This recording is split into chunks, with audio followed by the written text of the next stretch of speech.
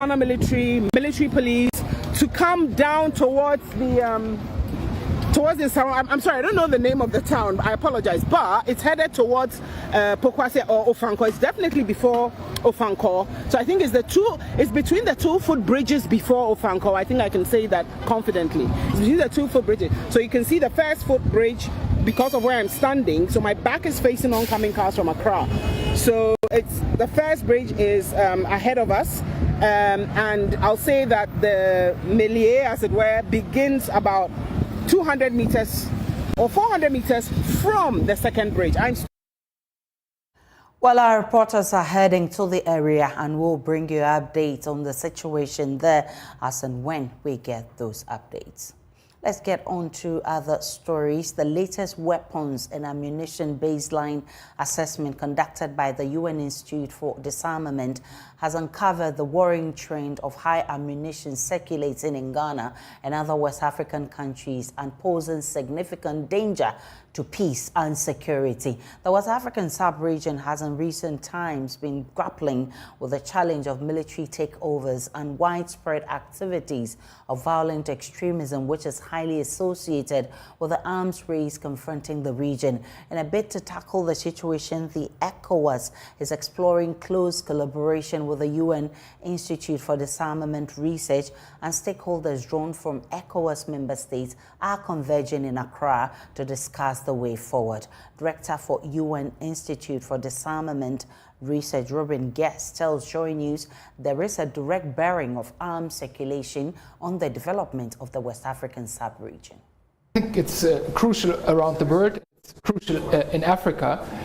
You're right, and we're not naive about this. Disarmament is not in a good state right now. There's enormous competition, including military-grade competition, of course, around the world, armed conflicts, and so on.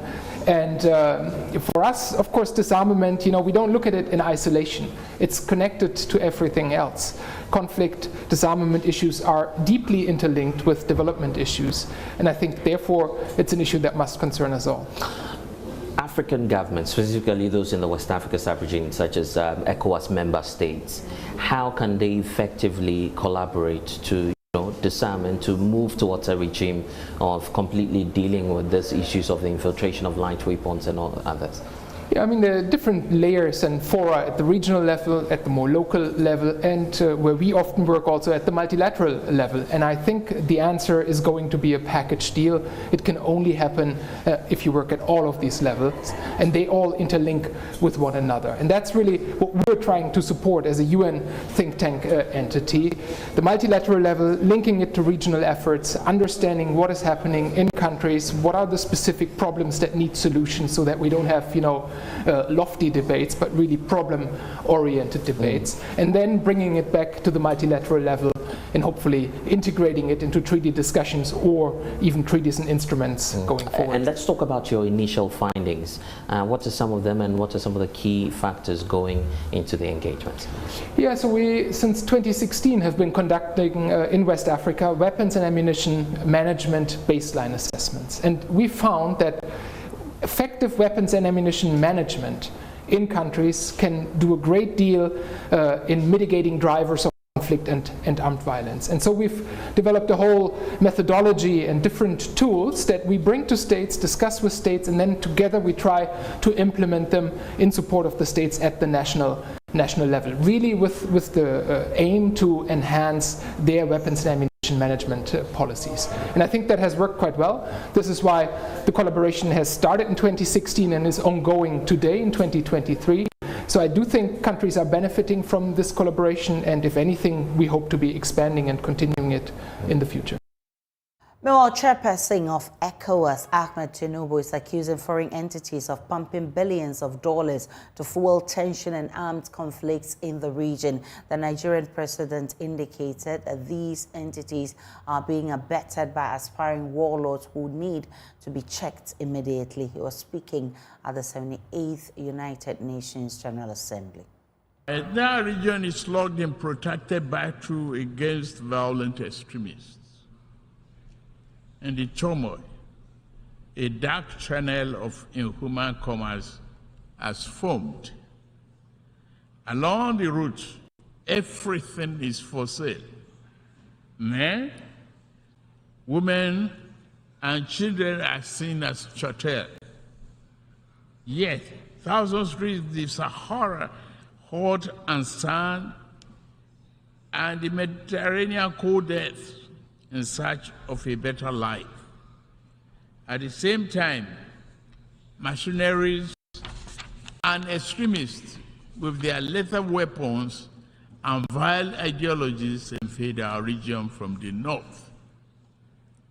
This harmful traffic undermines the peace and stability of the entire region.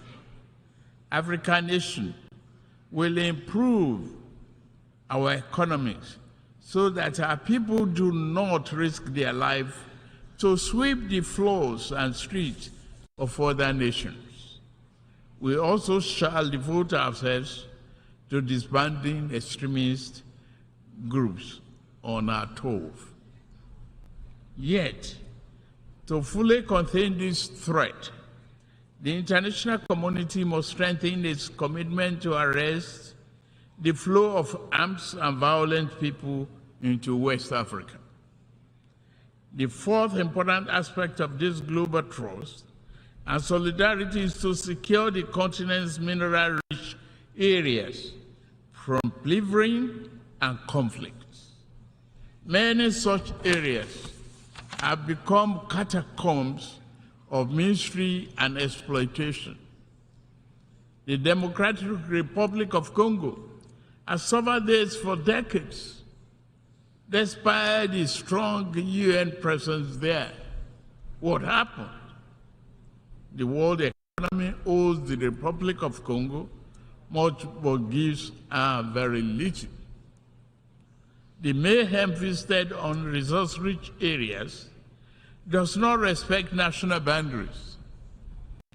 Sudan, Mali, Burkina Faso, Central African Republic, and the list grow on and on and on. The problem also knocks at Nigeria's door.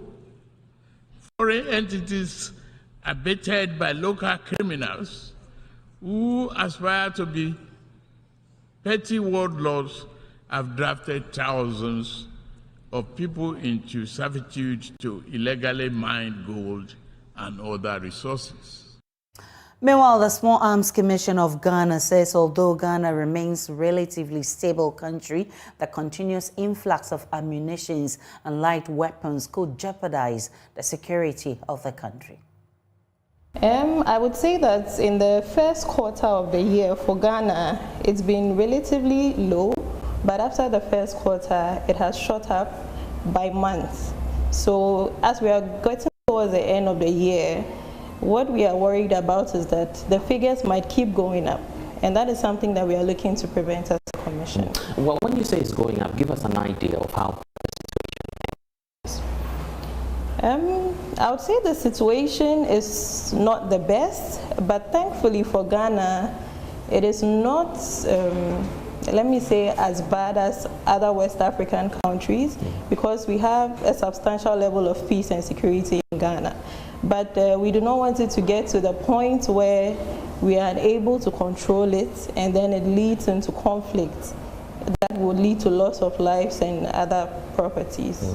So from what we've noticed, it appears that every month the numbers go up from the previous month. So for example, if say in the month of May we had about 15 cases involving small arms and light weapons, you realize that in the following month we have close to about 20. The numbers are not very specific precisely. Though, it's just an estimate. Yes, we should be concerned because the issue is around us. You know, we do not have the issue directly in Ghana, but when you look at, let me say, our neighboring countries, the issue persists. And if we do not take care and secure our borders, if we are not security-minded enough, we are going to have a strong influx of these weapons coming into the country, which we do not want. The good thing is that they are all involved in this meeting. We have the national security in the meeting. We have the National Commission on Small Arms and Light Weapons. We also have the Firearms Division of the Ghana Police Service all in this conference. So it's something that we are working together to prevent. Let's take on security and go back to our earlier story on chaos at Pokwase. The police has responded and it says that it has restored law and order and security at Ofanko following a riot which resulted in the burning of ties and blocking of public roads. This investigation so far indicates the riot was in relation to a land litigation matter. Police has since strengthened security in the area and the road has been open to normal traffic flow. Investigations continue to get the perpetrators arrested in order to face justice.